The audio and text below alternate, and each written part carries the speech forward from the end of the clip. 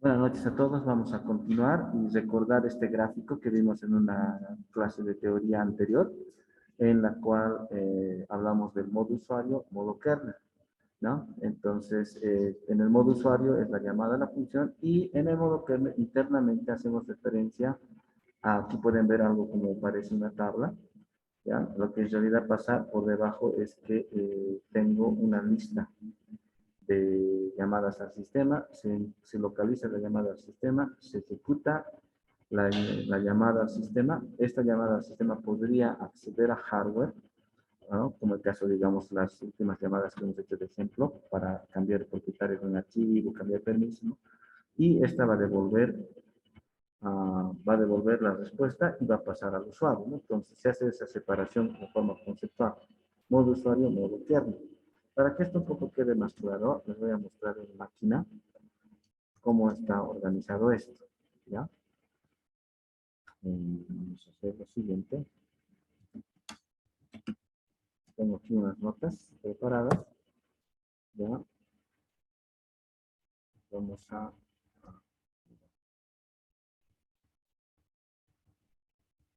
Muy probablemente en su máquina no lo tengan esto.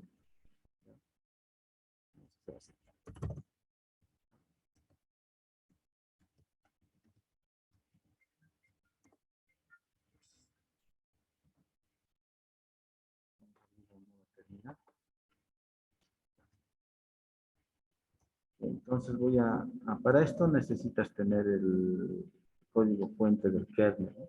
Ya voy a ir a user crc Linux 3.1, esa carpeta. Voy a copiarme la ruta.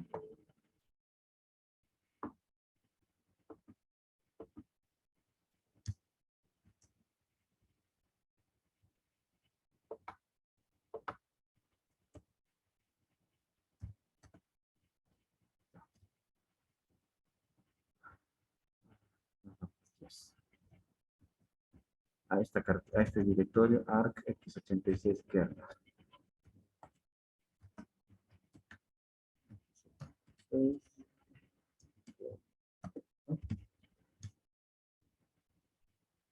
voy a editar este archivo syscall table 32.s.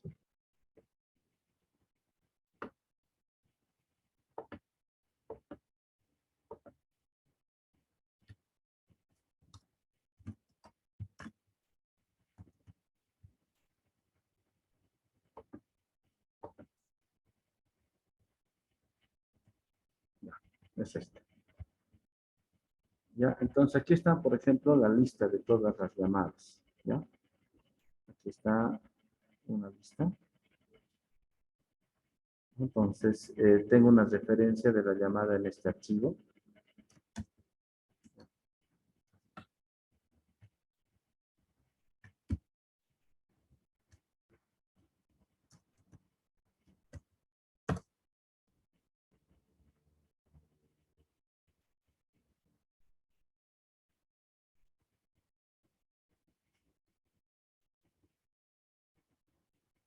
Ya.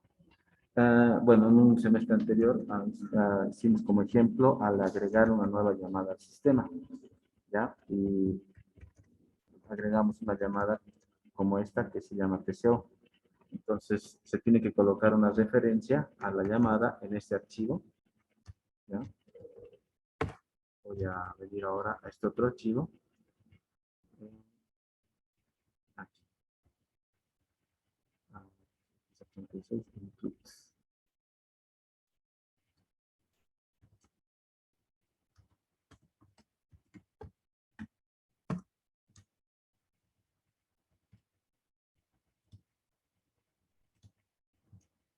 Bueno, son una serie de carpetas que es mejor tenerlas como notas.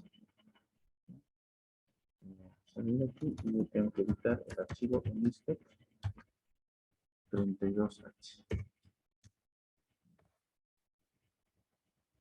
Y esta es la tabla de llamadas, ¿no? Aquí, por ejemplo, está la nueva llamada que ha agregado con su número correspondiente, ¿no? 347. Buscaremos aquí a ver otra. ¿no? Aquí está espera, a ver, la llamada.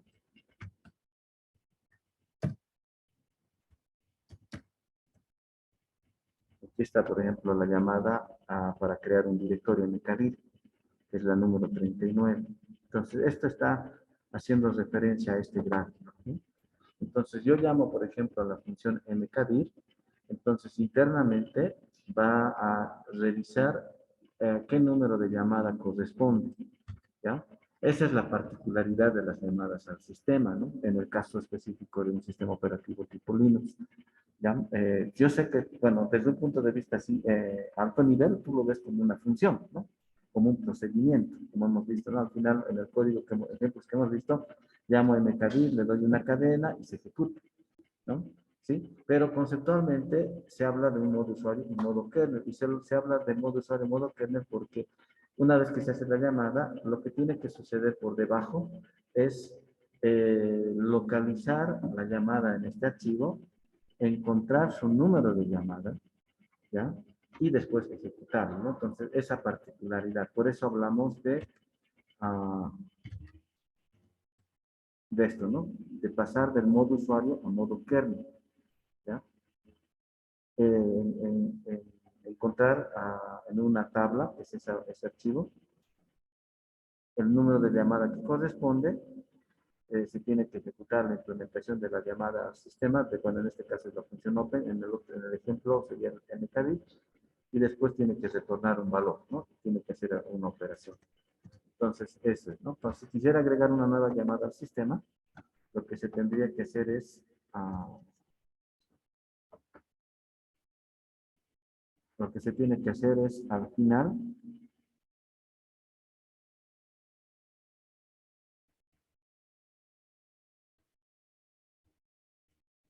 se agrega un número correlativo, ¿ya? Eso. ¿Qué más? A ver, vamos a continuar.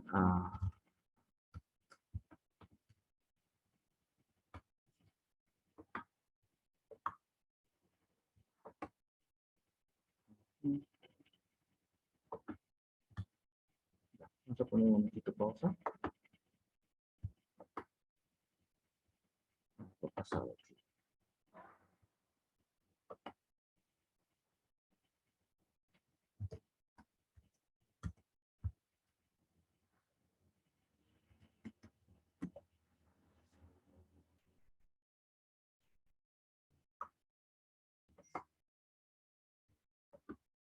No, pues se cerró toda mi pantalla. Un momentito, ya voy a volver a la grabación. Bueno, entonces lo que estamos viendo también es el caso de que quisiera agregar una nueva llamada al sistema, qué archivos tendría que modificar, ¿no? Entonces, uno es el archivo donde coloco la referencia al nombre de la llamada, la nueva llamada, el tipo que va a retornar, un tipo. Después este otro archivo, el miste.h, en el que se especifica el número de llamada. Miste.32h. Entonces aquí están las llamadas con su número correspondiente. Y si quisiera agregar uno nuevo, tengo que agregarlo al final del archivo. Después, hay una pregunta acá. Ingeniero, disculpe, en el Zoom creo que se ha colgado la pantalla porque creo que no se ve lo que está haciendo. Ya, voy Sigue a en el inicio. volver a compartir. Ahora se puede visualizar, ¿no? Sí, ahora sí. Gracias. Entonces, bueno, ya revisamos estos dos archivos, ¿no? Syscall Table y este dos, Unistet. Este es principalmente este que contiene el número de la llamada. Ah, voy a venir a este otro archivo. Kernel.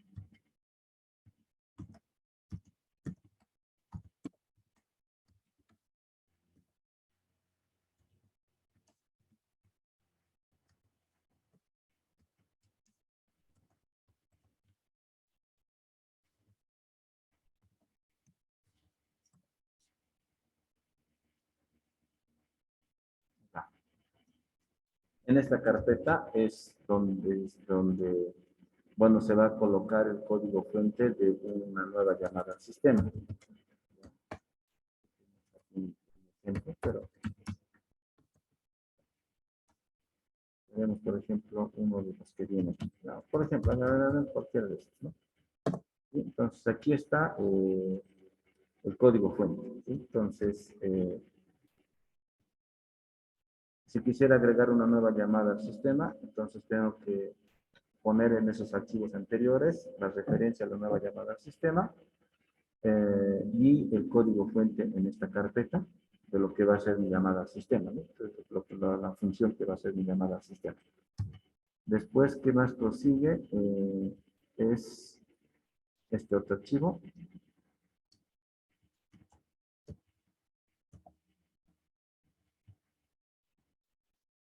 Ah, ya.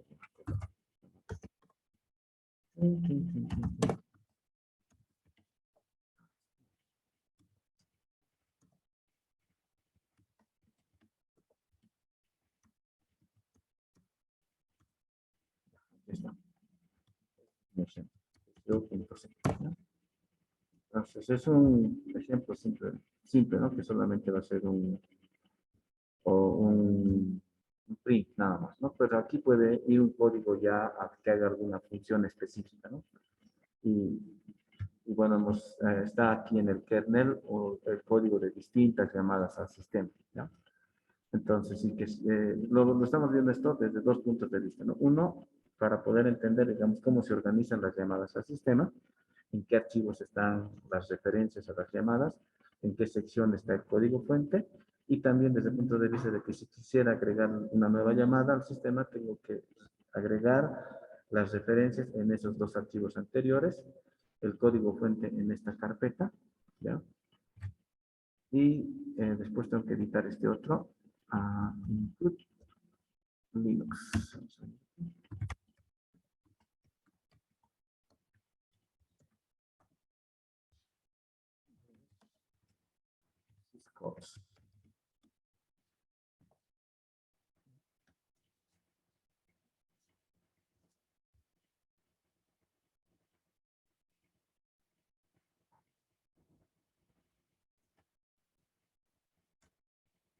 Ya.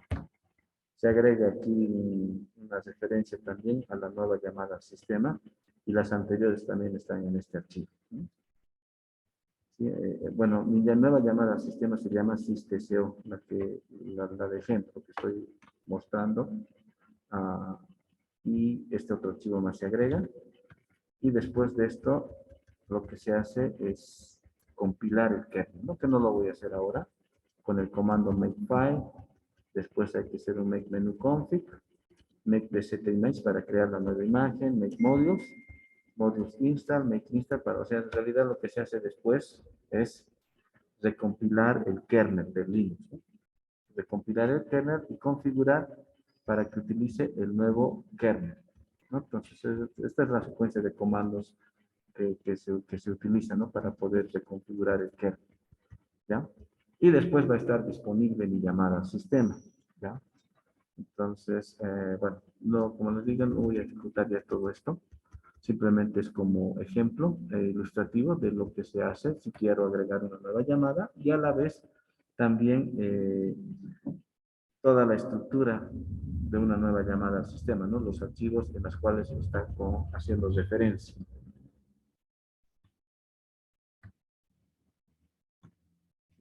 Entonces vamos a salir de aquí.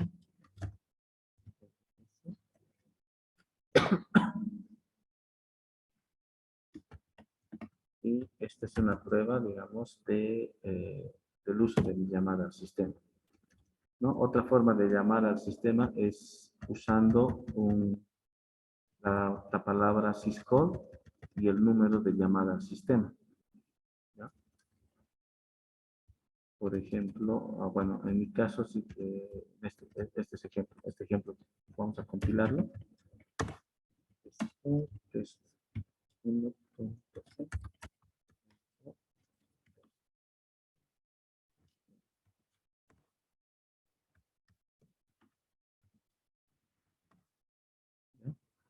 Está obteniendo el ID, ¿no? Ahora, este otro 3.c es el ejemplo de llamada al sistema, la nueva que he agregado, que es la número 347. Entonces, compilo esta.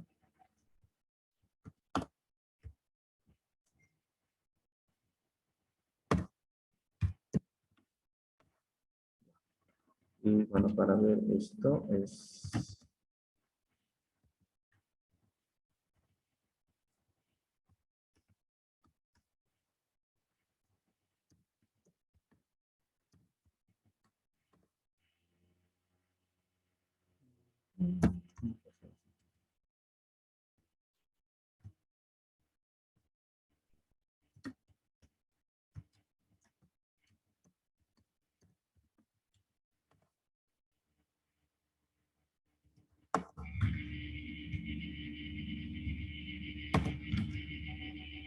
Ya, aquí está, ¿no? O sea, la llamada nueva que he agregado, que es un ejemplo de llamada al sistema desde el que, ¿ya? Bien, resumiendo, entonces, en este archivo de aquí, bueno, en este archivo de mis notas que les he mostrado, voy a volver a editar.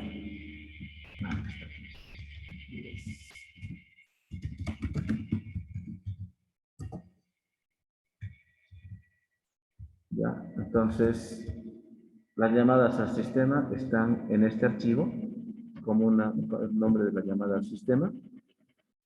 Después, en este otro archivo, en este, no es Scope Table, ahí se agrega, ahí está toda la lista de llamadas al sistema. Después, en este otro archivo está la llamada al sistema más un número asociado a la llamada al sistema. ¿Qué número de llamada al sistema corresponde?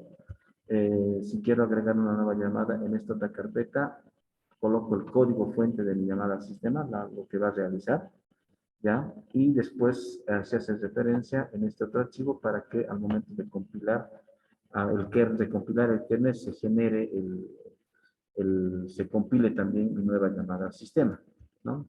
Los pasos de aquí son ya pasos para compilar el kernel, makefile, make menu config, make bcp image, make modules install, make install y después ejecutar estos comandos en mecánica, ¿no?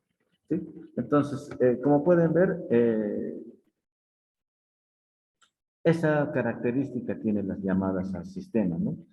No es, digamos, como en el ejemplo que hicimos, ¿se acuerdan cuando hicimos laboratorio de la librería que nos hemos creado?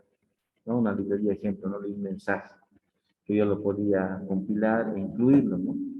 Entonces, no es ese caso, ¿no? O sea, es cierto, es una función. Mi función podría, digamos, podría crear una carpeta, borrar archivos y demás, ¿no? Podría hacerlo y podría ser una librería, ¿ya? Esa es una cosa diferente, lo que hicimos como ejemplo con el comando arrcs, ¿no? La llamada al sistema como tal tiene esta estructura. Se tiene que agregar al kernel del sistema operativo y recompilarlo junto con el kernel para que sea parte del sistema operativo. Entonces, una vez que es parte, cada vez que yo lo llamo desde un programa, entonces lo que va a pasar es buscar el número de llamada que corresponde y ejecutar su implementación, ¿ya? Entonces, y eso está resumido en este gráfico, ¿no? Entonces llamo a la función, en este caso, digamos, mi llamada al sistema es la 347, ¿ya? En el modo usuario llamo al syscall 347, en el modo kernel busca cuál es la llamada correspondiente, ya está su ejecutable, lo ejecuta y retorna su valor al modo usuario. ¿Ya? ¿Se entiende? ¿Está todo claro? ¿Ya? Muy bien, me voy a levantar un momentito ya. Si tienen alguna pregunta, déjenme en el chat, por favor. Voy a poner pausa a la grabación. Entonces, después de revisar este gráfico, lo que vimos era el tema de algunos ejemplos de llamadas al sistema, ¿no? Y es lo que hemos hecho en laboratorio, ¿sí? Y vamos a ver algunos más ejemplitos que tenemos en laboratorio, ¿no? Sin embargo, esta lista es bien reducida, ¿no? La lista es mucho más grande, ¿no? Como han podido ver en ese archivo uniste32.h, es una lista larga. Entonces, son un montón de llamadas al sistema que existen. no solamente, pero bueno, al final cada una tiene su particularidad, ¿no? Entonces es solamente revisar y explorar cada una de ellas, ¿no? Solamente hemos tomado unas cuantas como ejemplo. Con esto, básicamente, terminamos el capítulo 1. Dejamos pendiente el tema de arquitectura de sistemas operativos y vamos a empezar con lo que es el capítulo 2, ya que es específicamente hablar de procesos, ¿ya? Bien. Bueno, ¿qué vamos a ver en esta unidad? Aplicar el modelo de estado de procesos en el sistema. Vamos a identificar problemas de concurrencia. Ahí vamos a ver varios ejemplos en lenguaje C. Vamos a ver también los ejemplos de la creación de procesos. Vamos a hablar aquí ya de hilos. ¿Ya? Vamos a hablar de los algoritmos, como el algoritmo para poder control de concurrencia, como el algoritmo de Peterson y otros. ¿Ya? Y vamos a hablar del tema específico de exclusión mutua. ¿Ya? Bien. Otra vez vamos a revisar acerca de qué es un proceso, ¿no? ¿Ya? Y bueno, al final vamos a seguir diciendo la palabra bien corta y resumida, un programa en ejecución, ¿ya? Ese es un proceso. Entonces, yo estoy aquí, tengo mi PDF, mi Acrobat Reader corriendo, es un proceso. Tengo mi VMware corriendo, es otro proceso. Dentro de mi VMware tengo mi editor BIM, es otro proceso. Tengo el console, que es el programa de terminal, que es otro proceso. Entonces, todos los programas que están en ejecución son un proceso, ¿ya? ¿Qué características va a tener?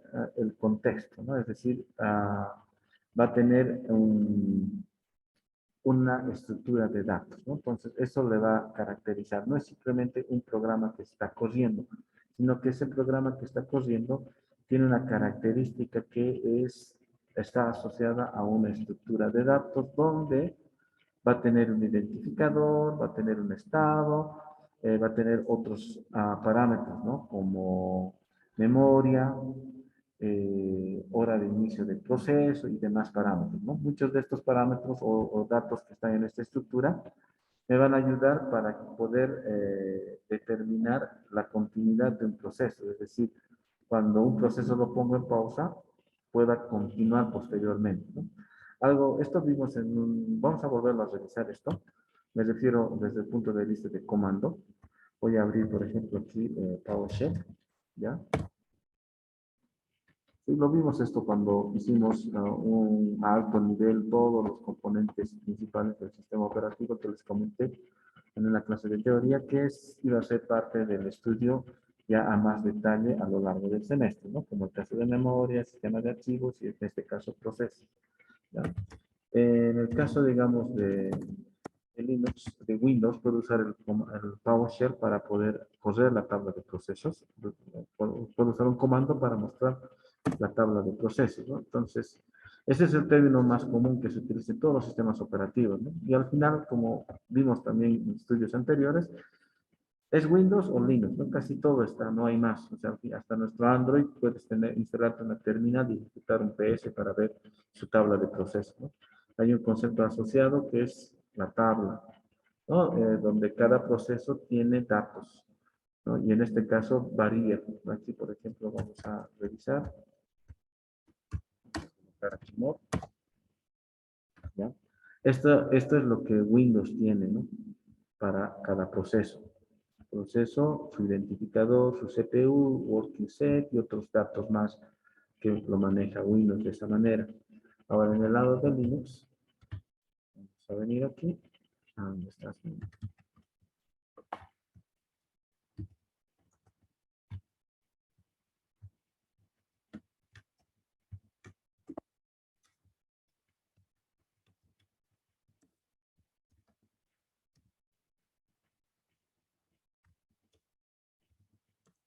¿No? Entonces, esta es, digamos, su tabla de proceso, ¿no? Tiene su estructura de datos tiene otra información, ¿no? El comando, el tiempo, la hora, el estado, porcentaje de CPU, porcentaje de memoria. Entonces, cada sistema operativo maneja de forma diferente el proceso, ¿no? ¿Ya? Eh, la, bueno, en este caso, tomando Windows, tomando Linux, sí notamos la diferencia en ambos casos, ¿no? en la que tal vez no vamos a notar mucha diferencia es en todos aquellos sistemas operativos basados en Unix, como Linux, como Android, como el Zen Server, por ejemplo, ¿no? Entonces ahí la estructura de datos del proceso va a tener un parecido, ¿ya? Que al ser todos derivados de Unix como tal, ¿no? Entonces, eso le caracteriza a un proceso, ¿no? La estructura de datos, ¿no? Con diferente información, ¿ya? Que va a variar de un sistema a otro sistema. Y bueno, vamos a empezar entonces estudiando el modelo de estado de procesos, ¿ya? Eh, y para esto vamos a volver a tener en sesión de laboratorio, vamos a volver a revisar este modelo y vamos a ir paso a paso, ¿ya? Con ejemplos, ¿no? En lenguaje C para poder entender este modelo, ¿ya? Bueno, primero, ¿qué me dice el modelo? Me dice que un proceso llega, es decir, lanza un programa, ¿ya? Y ese proceso ingresa, ¿a dónde va a ingresar? Aquí a la tabla de procesos, ¿sí? Por ejemplo, vamos a, aquí voy a hacer esto.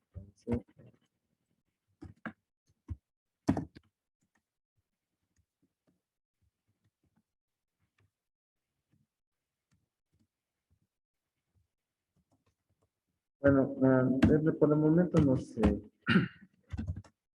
vamos voy a ejecutar el comando ya para encontrar algunos datos de información de la tabla de procesos en Windows.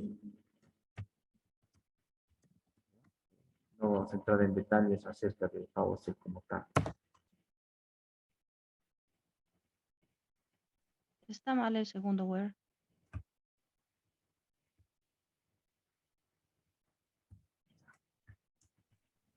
Está mal escrito el segundo wording here. Sí, no hay el proceso, ¿no? ¿Ya? Entonces, si yo lanzo un proceso, por ejemplo, lanzo Notepad,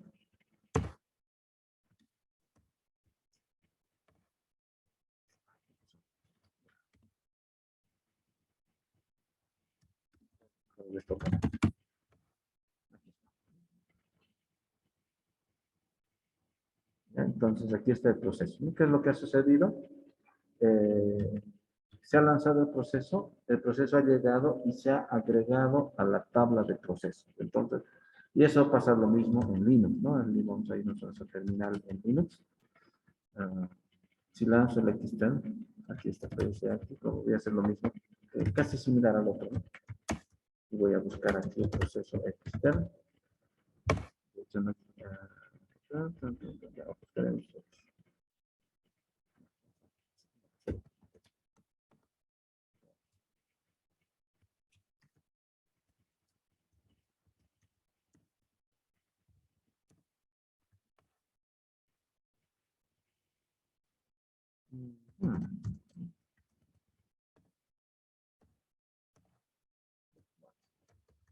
Vamos a hacer así, vamos a agarrar aquí xterm, lo lanzamos, ¿ya? Se crea el proceso, ¿ya? Y si revisamos la tabla de procesos y hacemos un grep de xterm, aquí está la información del proceso. ¿Ya? Podríamos hacer con el otro formato, con más largo, toda la información del proceso xterm. Es esto, ¿no? Entonces, eso me trata de modelar este modelo de estado de procesos. Se lanza un proceso, o sea, lanza un programa y lo que va a suceder es se va a agregar a la tabla de procesos, ¿ya? Entonces el proceso va a estar listo para ejecutarse, ¿no? Entonces inmediatamente puede pasar en ejecución, ¿ya? ¿Sí? Y aquí hay algo que lo vamos a ver más adelante otra vez que se llama, esto que pueden ver aquí dice quantum. Lo que pasa es que para que nosotros tengamos la sensación de tener múltiples procesos corriendo a la vez, Los sistemas operativos, en el caso de Linux en específico, implementa lo que se conoce como round robin, ¿ya? Vamos a ver en el mismo capítulo de procesos más adelante lo que es la planificación de procesos, ¿ya? Entonces, nuestras PCs como tal, solo es un solo procesador, ¿no? ¿Ya? Todas las PCs nosotros tienen un solo procesador. Entonces, tiene un límite, ¿ya? Hemos visto al ejecutar PSAUX y también el PS en Windows, es una lista larga de procesos, ¿no? Entonces, no todos los procesos están corriendo y están haciendo uso del CPU. Entonces, lo que pasa es que los procesos toman turnos. Y esto es lo que me refleja también este modelo. Un proceso llega, está listo y puede estar en ejecución, pero en algún momento puede dejar de ejecutarse. Sigue en la tabla de procesos, no ha salido de la tabla de procesos, simplemente se le otorga al proceso un tiempo, ¿ya?, de ejecución. Termina su tiempo de ejecución, sale, vuelve a ejecutar, sale, vuelve a ejecutar. Esos tiempos son bastante cortos que se hace imperceptible a la vista. Tú no vas a notar de que el proceso está ejecutándose y no está ejecutándose, ¿no? Para nosotros, para nuestra vista, es como que se estuviera ejecutando todo el tiempo, ¿no? Pero internamente lo que está sucediendo es que una vez que llega a la tabla de procesos, viene, se ejecuta, ¿ya? Dependiendo del tipo de proceso, ¿no? Si es un proceso largo, entonces puede tener esta idea cíclica, ¿no? De estar en ejecución, estar listo, en ejecución, listo. Si es un proceso corto, se ejecuta y termina, ¿sí? ¿A qué me voy, por ejemplo? En este caso, digamos, el Xterm, que he lanzado aquí, ¿ya? El Xterm se está ejecutando y se va a seguir ejecutando, ¿ya? Entonces, el Xterm va a tener este comportamiento de estar en ejecución, estar listo, estar en ejecución, ¿no? ¿Sí? Hasta que en algún momento termine. Ahora, yo puedo lanzar el ls, este otro proceso, ¿ya? De hecho, ¿qué es lo que ha pasado cuando he lanzado el ls? El proceso ha llegado, se ha registrado en la tabla de procesos, ¿sí? Después de registrarse en la tabla de procesos, ha pasado a ejecución y ha terminado. Entonces, si reviso la tabla de procesos aquí,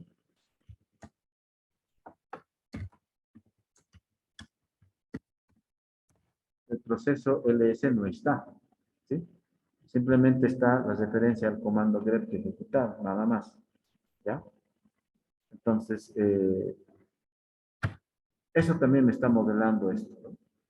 El proceso llega, está listo en ejecución y termina directamente, ¿ya? ¿Sí? Entonces, tengo procesos que podrían durar fracción de segundos o podrían durar un cierto tiempo, ¿no? Y tengo procesos que pueden estar en ejecución todo el tiempo, ¿ya? ¿Cuáles son esos procesos que están en ejecución todo el tiempo? Principalmente son esos procesos que se los conoce en el mundo Unix como demonios, ¿ya? Bueno, así se llama, ¿no? Estamos hablando de los servidores, ¿no? Por ejemplo, un servidor Apache, un servidor FTP, entonces, ¿no? Están corriendo todo el tiempo. ¿Sí? Entonces, los demonios en el mundo Unix se les refiere a los procesos que están ejecutándose todo el tiempo, ¿no? Están todo el tiempo, o sea, no están ahí corriendo todo el tiempo, ¿no? Y eso también me está modelando, ¿no? Entonces, está listo en ejecución, ya. Ahora, para que yo pueda tener varios procesos corriendo a la vez y tengo un solo procesador y en algún momento la capacidad del procesador puede ser rebasada, entonces se tiene que aplicar algún concepto de planificación que me permita dar prioridad para que ciertos procesos ejecuten, ¿sí? Y uno de ellos es lo que vamos a ver posteriormente, que es el de round robin, ¿no? Que justamente es esto, ¿no? Que en ejecución, un quantum de tiempo, es decir, un tiempo, pongámosle un milisegundo, ejecuta y después deja de ejecutar para que otro proceso ejecute. Y van tomando turnos, uno ejecuta, el otro ejecuta, ¿no? Y hay esa sensación, hay este modelamiento de cíclico, ¿no? Entonces, está en ejecución, listo. Ahora, en otros casos, el proceso se puede suspender, ¿no? lo puedo dejar bloqueado el proceso y después se puede activar el proceso y después otra vez pasa a ejecución y después terminar, ¿no? O otra vez también bloquearse, activarlo, listo. Entonces, ese es el modelo de estado de proceso, ¿ya? Por si acaso, este modelo también me está reflejando que un proceso que ha entrado a la tabla de procesos, su único camino es terminar, ¿no? No hay una fecha aquí que devolver, ¿no? No, no hay. ¿Sí? Una vez que ha llegado a la tabla de procesos, se ejecuta y tiene que terminar o va a pasar aquí a estado bloqueado. ¿Ya? ¿Ya? De todas maneras, vamos a seguir viendo esto con los ejemplos que vamos a hacer en C para lo que es la creación de procesos, ¿no? Y vamos a ver estos casos de bloqueado, ¿no? Y más adelante vamos a ver la parte de planificación de procesos. ¿Alguna consulta hasta aquí? Seguiremos entonces. Y bueno, aquí empieza la parte más interesante de procesos, que es la parte de compartir recursos, ¿ya? Y aquí empezamos a hablar de los problemas de concurrencia y otros detalles más relacionados. Bien. Bueno, cuando hablamos al primer día de clases acerca de el sistema computacional, lo vimos como un conjunto de partes, ¿no? El teclado, el monitor, la memoria, el procesador y demás, ¿no? Todos estos son recursos, ¿ya? ¿Sí? Y algo que vamos a mencionar varias veces durante el semestre es el tema de la limitación. Mis recursos son limitados, no son ilimitados. Mi memoria tiene un número finito. Igual, tengo un solo teclado, bueno, por ejemplo, aquí yo tengo 3 puertos USB, no tengo más. ¿Sí? Entonces, ustedes tal vez tienen 2 o tienen 4. Entonces, tengo recursos limitados, ¿no? Una vez más voy a lanzar la tabla de procesos, ¿ya? Entonces, es una lista larga de procesos. Muchos de estos procesos puede que necesiten acceder al USB, puede que necesiten acceder a memoria. Entonces, van a ir compitiendo directamente por acceso. Entonces, de alguna forma, tengo que compartir estos recursos, ¿no? Entonces, hay la necesidad de compartir los recursos limitados que puedo tener. ¿Ya? ¿Por qué necesito compartir o para qué necesito? Uno es para multiprogramación, ¿no? Es decir, para que pueda tener varios programas a la vez. A eso hace referencia con multiprogramación. Cuando hablemos de monoprogramación, nos estamos refiriendo al viejo DOS que ustedes ya no han visto, en el que yo le abría mi juego y solamente mi juego era el que estaba corriendo y no podía hacer otra cosa más que jugar. Salía del programa y lanzaba mi programa digamos, bueno, no me acuerdo del programita para hacer documentos, ¿no? Salía del programa y levantaba mi editor de lenguaje C++. Entonces, monoprogramación era eso, que un solo programa esté corriendo, ¿ya? Y por mucho tiempo, digamos, se ha vivido con monoprogramación, ¿no? Especialmente los usuarios de casa, no en las grandes compañías que siempre utilizaron Linux, Unix y que ya tenían esto de múltiples programas corriendo a la vez y múltiples usuarios. Pero los de casa, las PCs, estamos hablando desde el 286, 386, ¿no? Principalmente esos, hasta los 486 que todavía se tenían programas para DOS, era monoprogramación, es decir, un solo proceso corriendo, ¿ya? ¿Ya? Entonces, actualmente